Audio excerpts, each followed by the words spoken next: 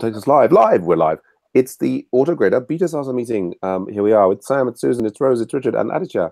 And we are here to talk about the trials and tribulations of using the Autograders in the Spocks and Mooks and things like that. What we usually do is we pull up. What do we do? We pull up one of. Let's see. I've got all lots of. I'm back in my office. It means that my computer. I have multiple screens. Things are ever so slightly more organized. But yes, let's go through. Richard was the first in. Richard, yeah. So how? So you're in spring break. You're not on jury service. Anything pertinent to the course? Yeah, there's two things. One, I'll just reiterate from last time, and it's just sort of a not that there's any great solution, but the idea of encouraging people to work together, but then submitting separately, right? Is it would be nice if there was a nicer way to do that. And there could be some, we've done some stuff, but it's just not clean, especially when students are not as sophisticated with all the tools. So that was from last week. And the other thing that we found is I assigned the Rails intro. And we're doing that within the context of GitHub Classroom. So the issue that occurred, and I'm trying to remember if this is unique to that particular set of instructions, but there's the link to GitHub, which has the instructions, and the instructions have a link to the actual repo. Yes. That is just off the top of your head. Is that unique to that homework? No, it's not completely unique, but I think but in the basic course, it's probably the only one in the basic course like that. Okay, and that's fine. And so what happened is that we wanted to set up something for people to clone. Yeah. And that's the way we're working with GitHub Classroom, and that was a little problematic because we did the first part, but then when they read the instructions of the first part, it contradicted our instructions. Oh, where do they get the repo? Right. And so that was a potential problem. I think we wound up in the middle of the first class, like reorganizing it. And that, depending on interest and so forth, there might be either change made or a pull request. I mean, that's why I didn't know whether to pull it, go further with that, but that's something we can touch base on. That's it for me. Okay. Good FPR. Yeah. Good stuff. Thanks, Richard. Let's go along. Rose. How are things going with you? Oh, well, not bad at all. And thanks for causing me to look at that issue again. I kept on not realizing that they were failing on one test and not the other.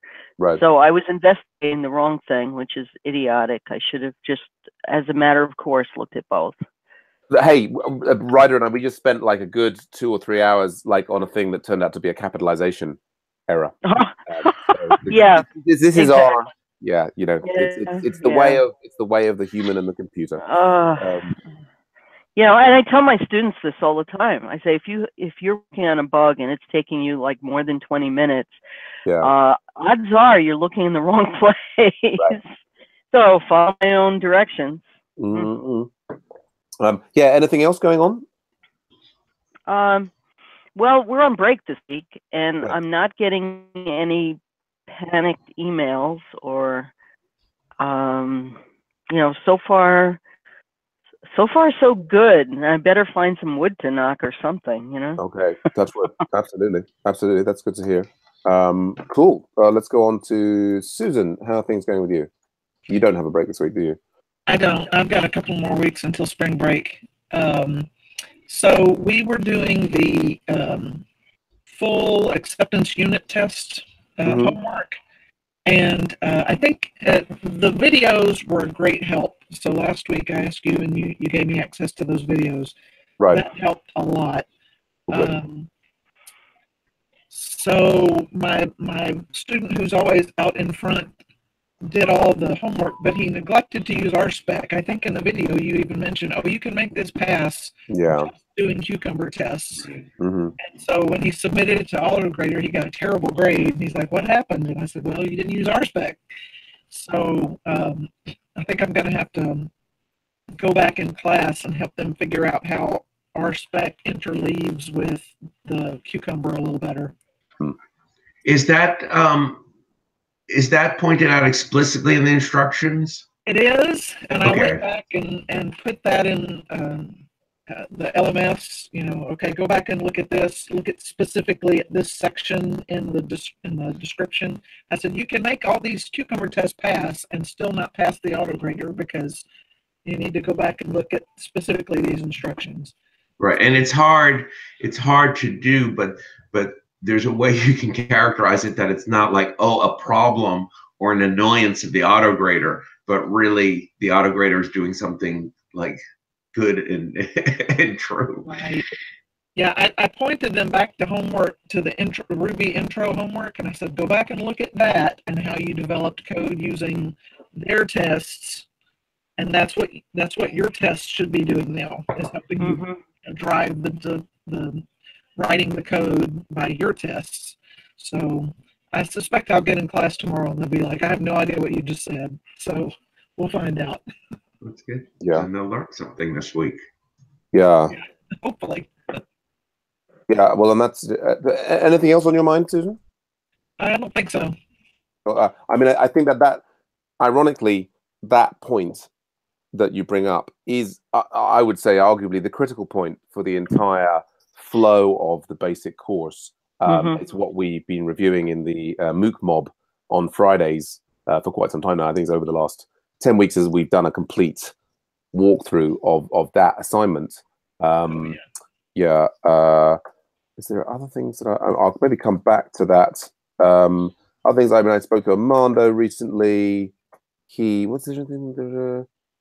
I don't know if there's anything particularly important to pass on. Yeah, I mean, Armando was saying to me, you know, as we try and work out what we do with the order graders, is, you know, can we get out of the order? Can we get out of the order grader business? There are other groups now that, you know, some of whom are working with edX. I think there's one called Graderscope, who provide a framework to like automatically grade things. It would be wonderful if we could kind of like stop using our infrastructure and move on to somebody else's grading infrastructure and just be able to focus on the assignments. You know, also Armando was saying, you know, is it time for me to move on from the BetaSaaSers group? I mean, I think Richard's perfectly capable of running it. I kind of feel like I still need to be involved, but maybe that's my control freak in me. Do we still need Sam in the BetaSaaSers meeting? The MOOC part 2 continues. I continued this self-paced thing. I don't know if it's the cause or just a side effect, but I personally find myself now very disengaged because there are no fixed points to like release things. I'm kind of like, you know, there's so much else going on. You know, like because we have this meeting each week and we have the MOOC mob, I kind of focus on doing those things. In the MOOC mob, we're still working on part 1. I think we have almost finished reviewing the it's the acceptance test unit test cycle homework. In principle, we will finish that and then we will move on and start working through part 2, and perhaps I will get more engaged. I guess, yeah, Amanda's still in talks with edX about different levels of further engagement between Agile Ventures and that, but that's not necessarily very interesting to you. I guess I will just say here as a follow-up on Susan's notes, I think part of the challenge here, and I feel very, very sympathetic for the students on this, is that we have this series of assignments. Oh, by the way, so Nico, who was in the session the other week, he's managed to do a upgrade to Rails 5 for our website 1 thing, and he actually upgraded our local support to. He's just really loving upgrading. He loves upgrading things. So I kind of pointed him to all of our assignments and said, "Oh, if you love upgrading, you know what you might like." And he's like, "Oh, upgrading." And so that's versions of Ruby and versions of Rails. So this is, in fact, here, this is the 5 assignments that we have in the first in the MOOC, and it's interesting to look at what happened in each of these. So in this one, there, we have RSpec, but we don't write any. It's there, and we write Ruby code. So we're learning about Ruby. Then we have the Sinatra sauce hangperson thing, where we have RSpec, but again, we don't write any. We write Ruby code, and that also includes now Sinatra code. So we're learning a bit more about how you can do Ruby for the web. For the Rails intro, there is no RSpec. Well, and I understand the art, but the Sinatra, we do write the. Do we write the cucumber? No, or no. Right? There is also we also have cucumber, I think. Where we interact with the cucumber a lot. I just feel that, in other words, that drives the assignment. No. Yeah, I mean, this one is. It does what it does do is it tells you we don't write any, but there is this process of we gradually remove the pending tags. Mm-hmm. I just remember, I just thought on that I spent a lot of time looking at the cucumber. I can't remember if that was just me or just students in general, which all I'm saying is it got us more involved with the testing, really looking at what the testing was doing and asking, as opposed to the other ones. It's a little bit more than. Yeah, you can pretty much ignore, if you want to, you can, in this first one, you can completely ignore the testing thing and write some code and then send it to the autograder. Yeah, it's much more difficult. Go on, Rose. If I'm not mistaken, the RSpec tests are written for the actual Hangman class. Right. And the cucumber tests are written for essentially the Sinatra controller class, I think. Yeah, I think we have this idea that there's a division here where we have the RSpec used for like the test of the engine and the cucumber used for the test of the web app. Right. So then we move to Rails. There's no RSpec. There's no cucumber. We write Ruby code and learn about Rails.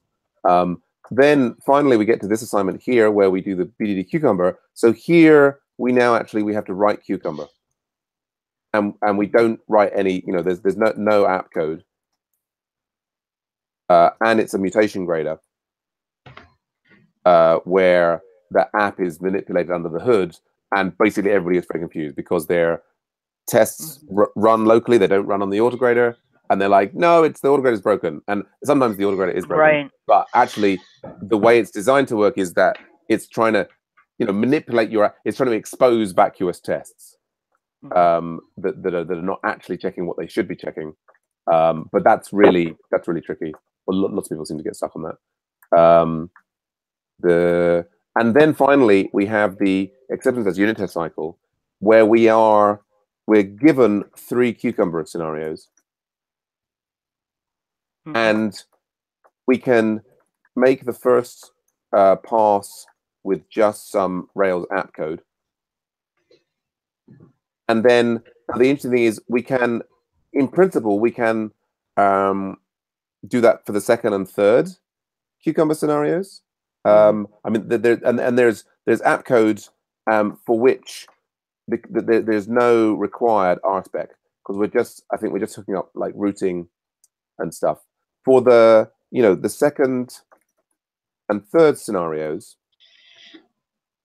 we can make the tests pass with just some Rails code,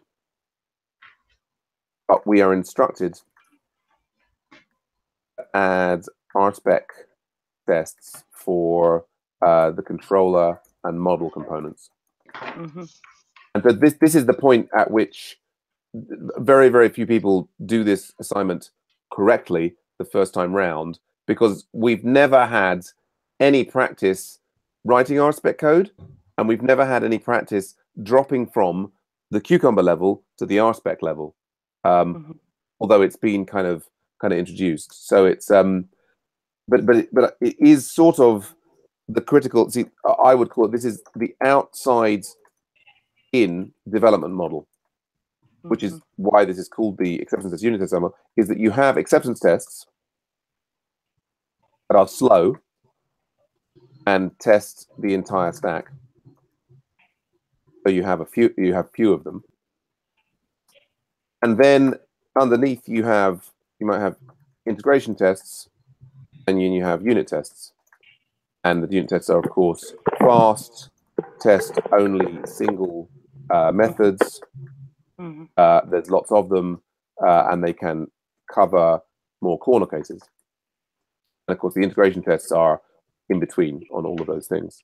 And so this process of the sort of, like there's an inside-out approach, and there's an approach that doesn't use acceptance tests, and there's about 4 or 5 different developmental approaches. But in this course, it's all sort of leading up to this idea that you could follow this outside-in development model or approach, where you go from writing your acceptance test at a certain point when the acceptance test is failing and it's suggesting that there should be, you're seeing like, okay, now I need to do not a change in the view, but in the controller or the model, because I mean that's the other thing is about, in this course, Armando advocates controller and model tests, but you could have, there's view tests. You could just say we don't want control tests, we only want this and the other. So other variations, but yeah, ultimately this approach and this cycle is kind of what the whole course is kind of leading up to. But it's so easy to miss that when you get to this point here. I don't know if that helps at all for you, Susan. Well, and the other thing is that when he first started doing Cucumber, like in the videos, he kind of does a walkthrough. But when he gets to this point, he talks about it conceptually, but he doesn't do a walkthrough videos. So they haven't, unless I didn't realize I was going to need to do it. They haven't seen that done. Well, that's interesting that you say that, because Armando does do there is a walkthrough for him doing the controller and model tests with RSpec. But maybe that's in the book or not in the. There is a whole section on. Do you mean that he never does a walkthrough on doing RSpec driven development? In the videos. Oh, probably not. In the book he does. Okay, so chapter 8. Yeah. Okay, he probably. I haven't required my kids to read the book. I remember him referring to it in the video. I probably need to assign the kids to walk through chapter 8.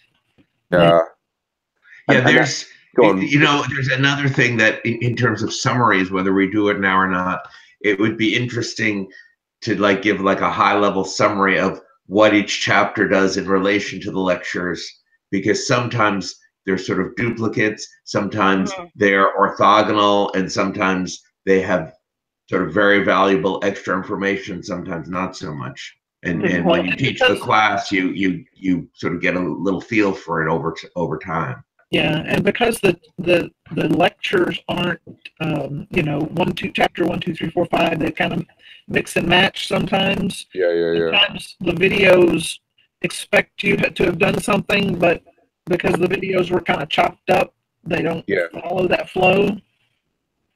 So occasionally it's like, oh, I know he's going to talk about that in a later lecture, but he hasn't talked about it yet, but he's talking about it now. So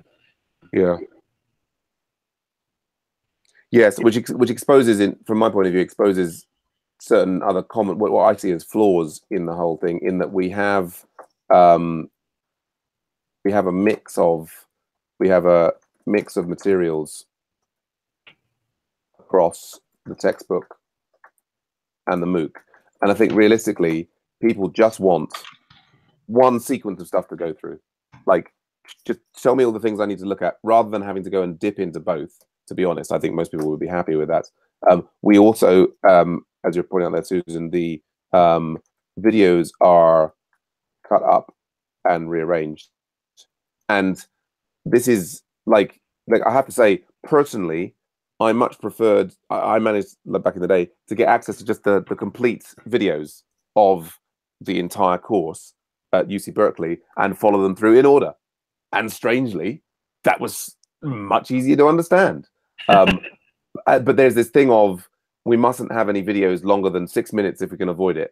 and we mustn't confuse people with any mention of what things happen in the UC Berkeley course to do it for the MOOC. And so all of this time and energy was spent cutting up the videos and sorting it all out. For me personally, it's a huge wasted effort. But I mean, that's, you know, I'm not representative. There were two, weren't there two editions? The original and then the new and improved? There's been several versions. And so, I mean, the other variable in what you're saying is that there was some sense in which, at least I have a recollection of that first set. Yeah. Before they re-recorded it, also. Yeah. Seemed a little, you know, better or smoother or whatever. Sometimes, whatever. Yeah. I agree. I mean, it was. I mean, you know, they've. I mean, the second set of recordings, they did it, and then it's now got like with a green screen and got Armando making eye contact. And anyway, it is what it is. This is the section where Armando in the course is trying to go through, like, you know, how he would write like a controller test and do stubbing and so on.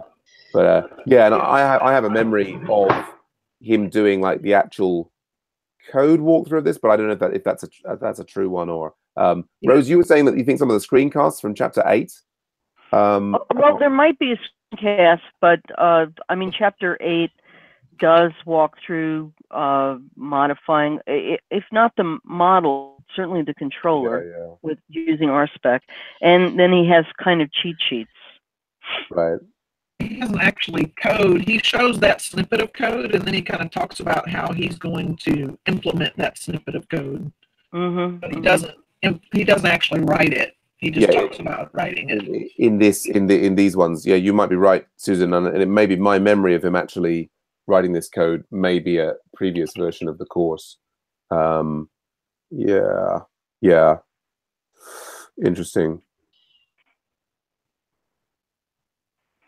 So yeah, it's kind of, you know, I mean, ultimately, it's funny. I think there's also an extent to which, you know, in academia, there seems to be this sense that we should somehow be able to explain the theory, and that there's some kind of benefit from students grappling with the actual practical implementation, trying to work out what they're supposed to do purely from the theory. And to be honest, I'm not sure. Maybe in some other subjects that's valuable. I think particularly when you're figuring around with professional level tools like Rails and this and the other, to be honest, like if I was expecting students to be able to grasp this thing, I would want them to have seen a walkthrough of a complete something like this first. You know, like they would have needed to have been shown a demonstration of, on like a simpler thing. Here's a single cucumber test, and here's a single RSpec thing that I might write, and then here's the change I would make to the application code, and then here I'd see this pass, and I'd see this pass, and so you'd have like a sort of a 30 or 45 minute thing that was like that, and then you could attempt this more complex assignment with 3 scenarios and more RSpec required, and have a fighting chance to know what you're supposed to be doing, really. But yeah, I'm on the screencast page right now, and there are some screencasts, but I haven't looked at them, and I didn't think to have my students look at them. So I may look at those and have the kids take a look at them to see if that helps too. Yeah. I'll spend some time in class on it. But that's interesting. Okay. Yeah, I was just gonna say that little summary that you did, Sam.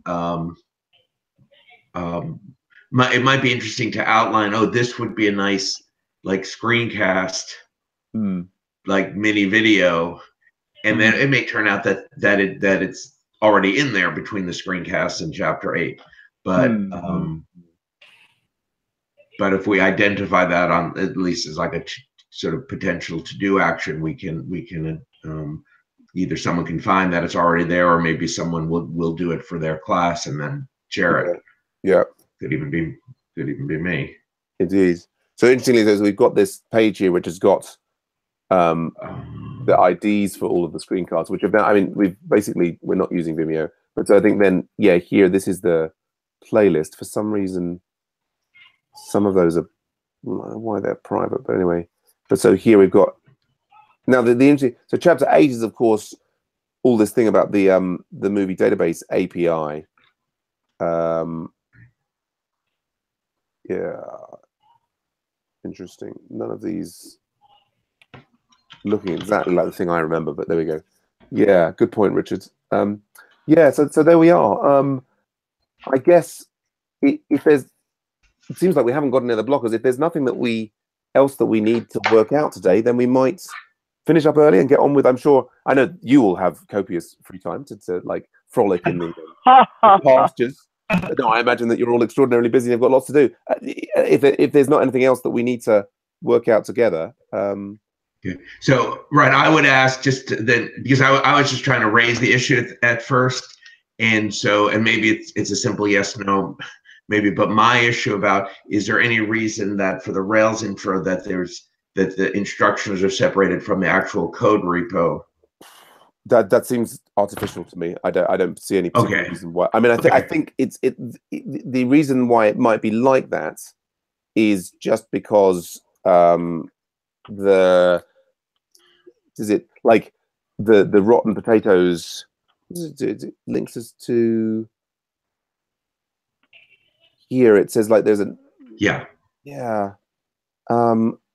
See, and that was the problem when I initially set it up. I pointed to those, the instructions, and I said, okay, clone our GitHub Classroom to get set up, and then they would go and look at that, and it would basically tell them to do something different, and that's what. I mean, I think this is an odd artifact of just the idea that somehow the skeleton should be.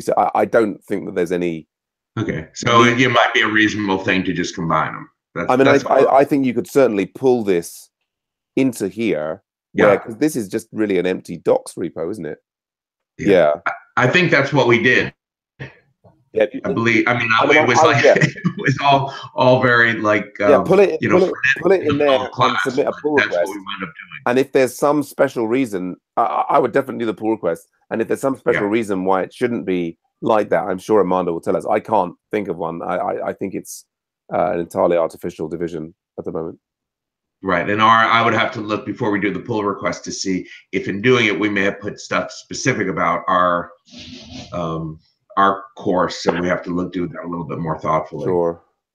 Look at it. Okay, good. Now we can end. Yeah, unless anybody has any other burning issues. I don't have a burning issue, but I did I did submit an issue for homework 4, and I think I submitted a pull request for 3 or 4. I can't remember. Well, when you say 3 or 4, that doesn't mean very much to me. You mean them? Yeah, I'm sorry. Boy, that's silly. That's silly. Rails intro. I submitted a pull request. I can't remember whether it was for Rails intro or the there was Cucumber one.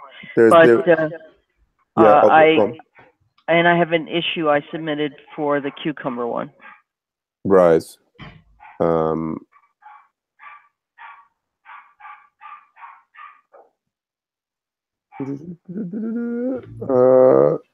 I see there's a pull request.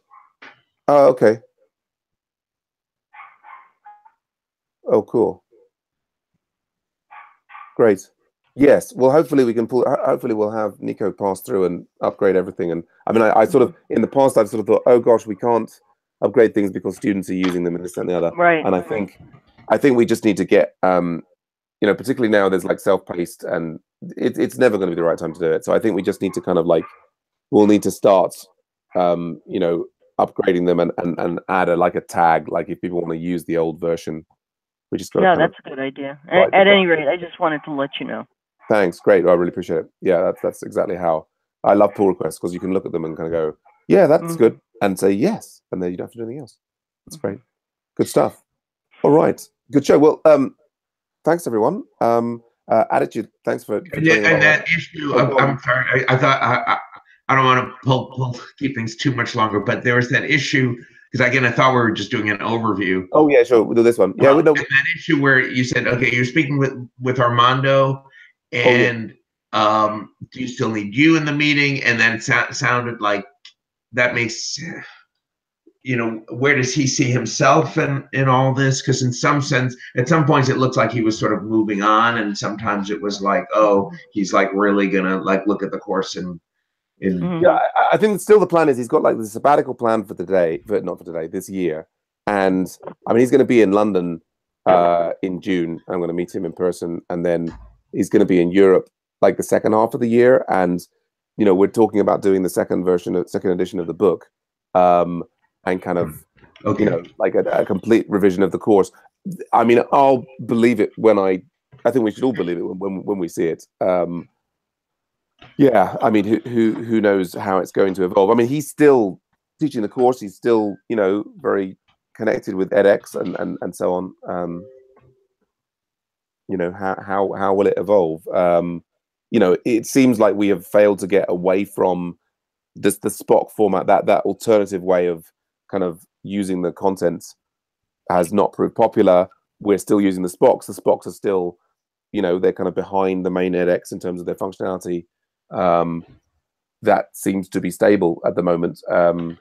Yeah, I mean, I think really, yeah, my hope is that we can move to a version of the textbook that's available for free online, that you know, can buy other copies of it, a bit like Git SCM, and that anybody who wants to make a change to the textbook can like just submit a pull request, and so that we then have a kind of sustainable way of you know, keeping the whole thing up to date, if you know what I mean. And I think ideally the flow through the book would match precisely the flow through the course, and they would just be sort of a seamless one thing rather than these two hybrid things. But you know, and I think Armando is coming around to many of these ideas. Whether that turns into the reality by the end of the year, I mean, that would be an amazing Christmas present. But who knows? You know, we'll see where we are in January 2019. Good God. Okay. Yeah. Yeah. Sorry, I guess I did. Yeah, we sort of skipped over. There was also Richard, your nicer way for people who work together to submit separately.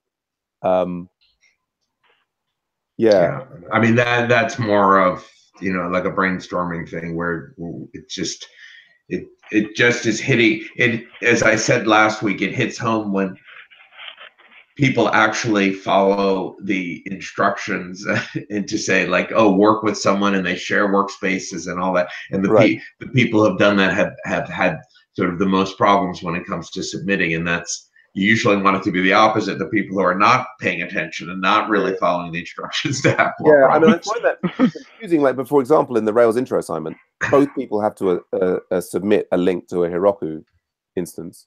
So I can't imagine people who having worked together having a problem doing that, right? Because they both. Yeah, but right, that's a case in which they could just submit that one thing. But that is in most of the other ones, especially in some of the things that we're doing when we're having them work with tutorials and so forth, is they're submitting stuff on GitHub. They're submitting different things that are a little bit tougher to separate out.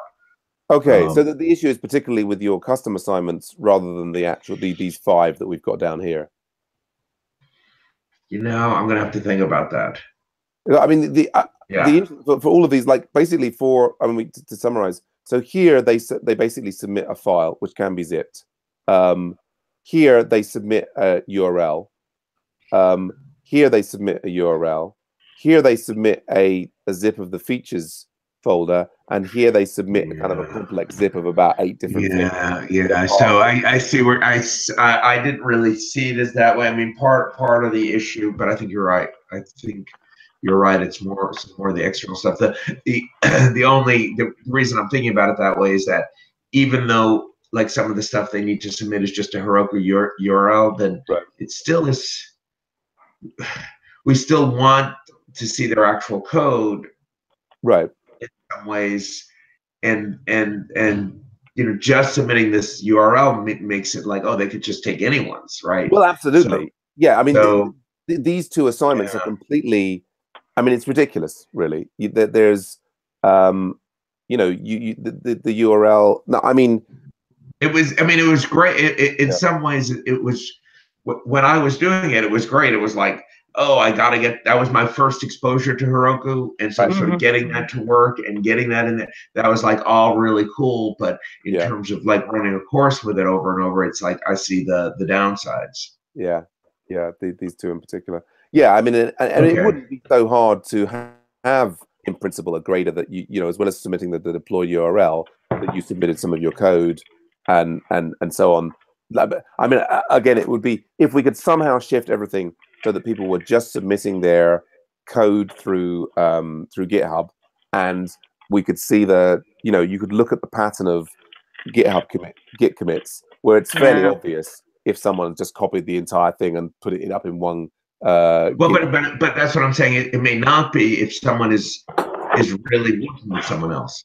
Well, this is the interesting thing. Yeah, if they work together and they don't commit frequently, and basically they've worked together and produced a big long something. Well, what I'm saying, but they could be working together on one shared cloud C9 instance. Right. But I mean, indeed, what they should be doing is every little thing they get working, they should be submitting it to Git. I mean, as you say, right, in that case, they still might be doing it with student A's credentials. And so what you see is 50 commits. Yeah, it was obviously worked on, but it was clearly worked on by this student. Yeah. And then that's no evidence for or against the fact that how involved the other person was. Bottom line, if they videoed it, then there would always be, you know. Right, and that's the thing, right? I'm not doing, because of the volume of people that I'm you know, I haven't been doing the videos. But okay, that's cool. I just something to touch on. Okay. Yeah. Well, and of course, it's not that you have to review every video. It's just that you ask them to submit it, and then you do spot checks. But anyway, I mean, this is another difficult thing, is that like we don't even really explicitly teach Git in the course, and then we're sort of expecting people to use it. But it's really hard, I think. You know, like the students who are all doing this stuff, they're all programmers, you know, but they're learning Ruby, they're learning Rails, they're learning RSpec, they're learning Cucumber, they're learning all these new things, and then they've got to insert Git, which they've maybe never used, into their workflow. I mean, it's just a huge, and it's why you can pay $15,000 and do a boot camp for 12 weeks to basically learn all of this stuff, and then you might actually have a finding job. Anyway, there you go. Okay. All those different things. Yes, but that's certainly if you're relying upon the GitHub history. So the trick is, if they do GitHub Pong, then what you have is a sequence of alternate commits from you have student A does the first commit, student B does the second commit, student A, and you have this lovely. You can see the people pairing perfectly in the Git history. Yeah, but that's another story. That's GitHub Pong. But that then also annoyingly takes some mastering. I mean, it's wonderful for your GitHub students once you've got it down. But yeah, we find GitHub Pong. That's interesting. And so to do that for me, and some people do it for me, would require doing GitHub sort of like way earlier in the course to use it in a more sophisticated way. And again, that has its own problems because there may not be enough sort of knowledge and motivation at that point for students to really appreciate that. But it's interesting. But we could make it. We could make motivation with the kind of thing that you're talking about. Is that could be like a little almost a mini assignment. Yes, absolutely. I mean, so you can see here. No, that was just that's an example of my. Oh, it's a video of doing. Oh, full. There we go. Oh, here we go. So here's actually. This is me and Thomas. Look, you can see us doing GitHub Pong. Thomas, me, going backwards and forwards. Got a video of the same thing. Cool. Okay. But yeah. I mean, it's an interesting thing that, you know, things like deployment to Heroku and it's again, it comes up to this academic thing of the course that, you know, we're trying to teach the high level software engineering things. You know, yeah, it would be in, I would argue almost if you could get students all set up so that they were doing GitHub Pong at the beginning of the course, and you had like this a video showing precisely the full sequence of how to do it, and you can get them regularly doing that, you would then have, you know, like in the absence of all the videos, you would have lots of repos where you could see the interleaved commits from all of the students. And that would be very, very solid evidence that they really had done the things that you were expecting them to do. Yeah. Yeah. Yeah, I mean, part of my issue, and I mean, I know what you're saying with the videos. They only need to be spot checked, but the issues for me, if I make a requirement, it's sort of like dealing with kids. It's like you sort of make this ultimatum, and if you make ultimatums and you don't follow through on them, then people it's very dangerous. Don't believe you. So it's the thing is like I sort of suggest to them, yeah, you ought to be working together in this.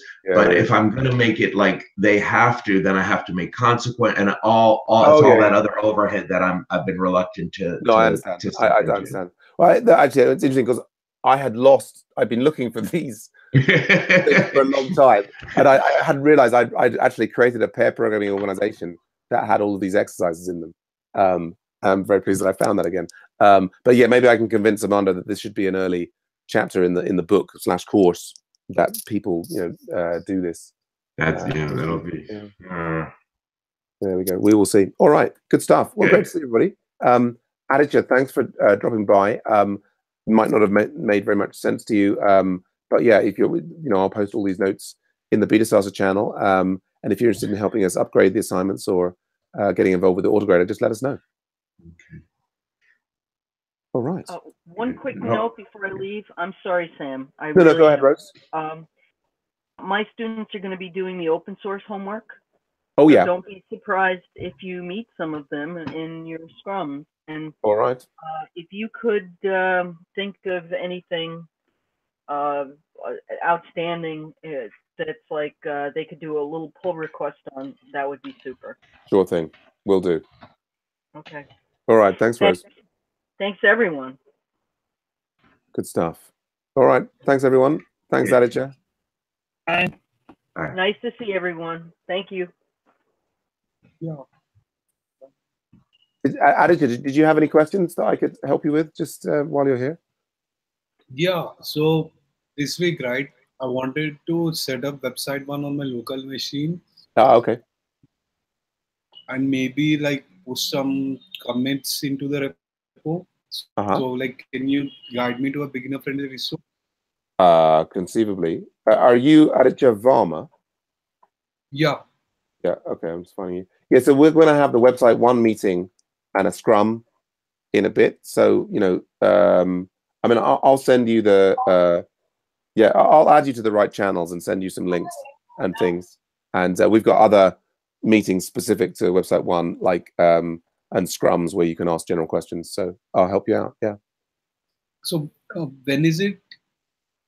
Well, the next scrum. I mean, actually, are you in the general channel in our Slack? Yeah. I think you've just joined recently. If you scroll, oh gosh, every time I try and drag Slack from that window there, it gets stuck up here.